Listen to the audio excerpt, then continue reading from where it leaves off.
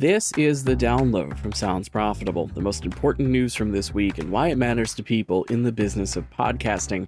I'm Gavin Gaddis. And I'm Shreya Sharma. The Download is brought to you by Podscribe. Find out more at podscribe.com. This week, the IAB debuts 2023 podcast revenue study, the global growth of podcasting, the importance of not ignoring 55-plus demographics, and a roundup of podcasting's Q1 reports. Let's get started. First up, this Thursday from the Podcast Upfront, the latest IAB US podcast advertising revenue study is now available. Key findings include a 5% revenue increase for the industry in 2023 and projections of a 12% growth next year. A quote from Sounds Profitable partner Tom Webster, quote, "There is no question that the last year was a bit rocky for the entire advertising space, and podcasting was not immune to that. However, the audience for podcasting continues to grow, and the core effectiveness metrics for podcasting remain strong, which bodes well for a strong 2024, end quote. The report predicts podcasting is back on track to reach $2.6 billion in revenue by 2026. Comedy and sports remain the two top performers by genre, making it the second year in a row that sports has held second place. Niche content is still vital, as over 25% of revenue came from quote-unquote other categories. As IAB CEO David Cohen notes, podcasts deliver at scale and can pinpoint small audiences in a way that allows advertisers to reach niche audiences comfortably.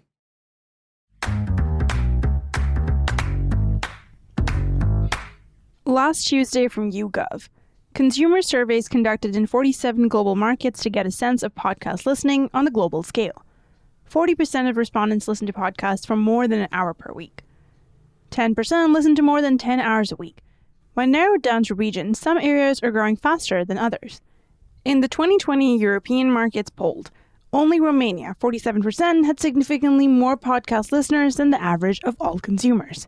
In Latin America, 48% of Mexican consumers are regular podcast listeners, and 11% listen to more than 10 hours per week. The Asia-Pacific markets are experiencing high levels of listenership, with Indonesia, Thailand, India, Vietnam, and the Philippines reporting above-average proportions of podcast listeners. Speaking of the Philippines, this week research firm The Fourth Wall published a new study commissioned by podcast networks The Pod Network, Anima Podcast, and Pampa Podcast. Beyond the headphones, the portrait of a podcast listener as Filipino surveyed 850 respondents from late October to late November of last year. In the 4 years since the last version of this survey, podcasting has risen from 22.5% in preferred media platforms, that's sixth place overall, to 50.5%. Third behind social media networks at 80.8% and the internet at 81.9%. 95% of respondents consume something from a media platform on a daily basis, and 70% of that group are daily podcast listeners. Global podcasting growth is a net positive for the industry and audio overall. As new research from PQ Media notes, podcasting's growth is also buoying the overall consumption of audio as a medium.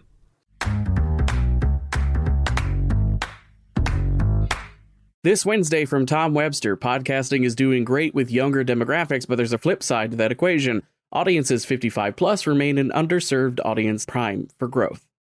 Here we have a graph from The Media Moves the Message, in which we have the results for podcasting reaches nearly as many 18 to 34s as radio and TV, with percentage of each age group consuming media in last week.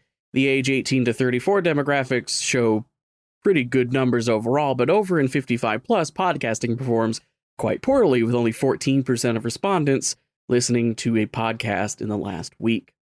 Now a quote from Tom Webster, quote, "And this is a conversation I have with a lot of publishers. If you want to grow your audience, you can either try to be an existing podcast listener's sixth favorite show, or you can try to create a new podcast listener.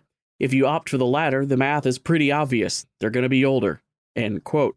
Webster highlights he is often asked to provide sales teams with the numbers for 25 to 52-year-olds, which is usually where the data requests top out. Yet, a lot of producers, even top producers in the entire industry, are 55 plus themselves.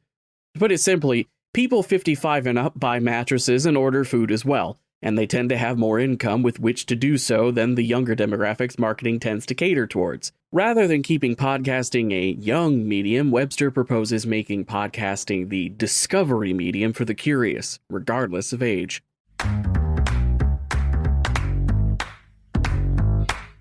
And for our final big story of the week, it's time for some Q1 earnings calls. That's right, it's that time of the quarter. Big names in podcasting are posting their numbers once again. First up, this Wednesday, the media leaders Ella Cigar covered Acast's earnings call.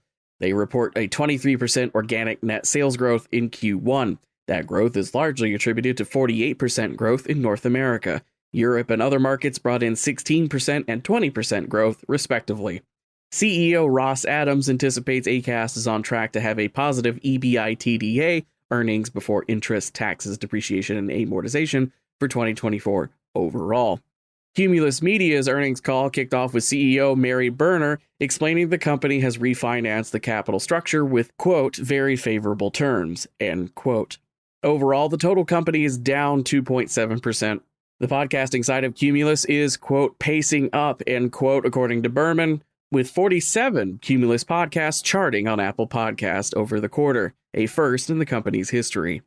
Rounding out the batch, we have iHeartMedia posting this Thursday. Overall, the company is down 1.5% for revenue, in line with guidance ranging from flat to negative 2%.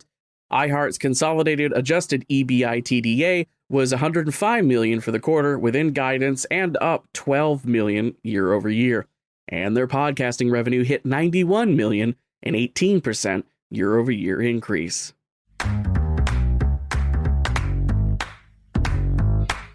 Finally, it's time for our quick hits. These are articles that didn't quite make the cut for today's episode, but are still worth including in your weekend reading. This week, The Golden Age of Podcasting is Just Beginning by Tom Webster. Despite doom and gloom headlines, podcasting is still in its golden age and geared to continue growing. All right, buckle up. Here goes our GARM safety rating for a second time this week. DEA may reclassify marijuana, but cannabis ads will still be off limits to radio. While FCC regulations might stop radio from advertising dispensaries, podcasting both can and already has done so. Want to build a brand? Audio is at the ready by Pierre Bouvard. Analysis of over 1,300 Nielsen podcast brand lift studies. If you're asking how to get more people to listen to what you make now, you're probably going to fail by Eric Newsom. Audience should be front and center before audio enters production, not something retrofitted after the fact.